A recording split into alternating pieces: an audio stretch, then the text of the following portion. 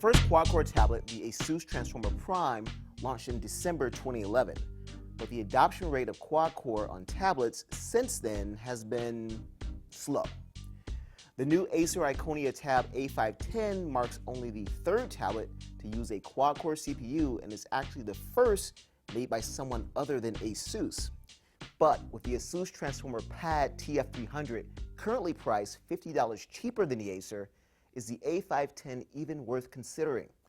Hi, I'm Eric Franklin, and today I'll take a first look at the Acer Iconia Tab A510. The Acer is a fairly typical looking 10.1-inch tablet with a 1280 by 800 resolution screen. It has connections like micro HDMI, micro SD, which allows you to expand its built-in 32 gigabytes of storage by another 32 gigabytes, a rotation lock, and a volume rocker. There's a micro USB port on the bottom used as a power input, as well as a way to transfer files. Acer also gives you a female USB dongle instead of a full USB port, which I guess is better than not having one at all. But you probably wouldn't want to carry one of these around anyway. It just looks kind of silly. There's a 1 megapixel camera on the front and a 5 megapixel camera on the back with no LED light. Don't expect great things from these cameras. They take the same typical washed out footage and pictures that at this point, with a couple of exceptions, I've kind of gotten used to with tablet cameras. The tablet feels solid when held, and the grippy texture on the back really makes it feel comfortable. It's a bit heavier than the TF300, but I actually prefer holding the Acer. The Acer screen is a normal LCD and has pretty washed out colors compared to the TF300, especially when viewed from off angles. You can kind of see the color drop out as your perspective changes. The screen is responsive, but not quite as sensitive to the touch as the TF300s.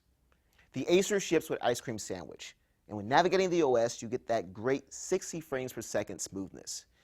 Apps load quickly, and Wi-Fi performance is as fast as the fastest Android tablets. Acer Ring returns after we last saw it on the A200. The feature is a shortcut to bookmarks and apps and feels a bit faster here, but I honestly turned it off after only a few moments of using it. I really don't think it's that useful, and I felt like it kind of got in the way sometimes. Games like Riptide perform as fast as what I've seen on the Transformer Prime, with high frame rates and that awesome splashy screen effect. However, I'm still disappointed by the lack of games that take advantage of the Tegra 3's true power.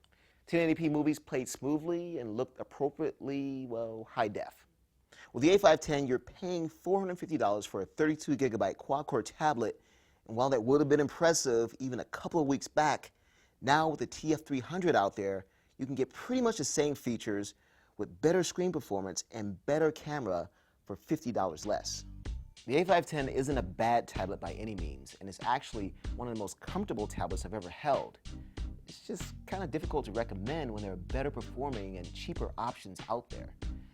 Once again, I'm Eric Franklin, and this has been the first look at the Acer Iconia Tab A510.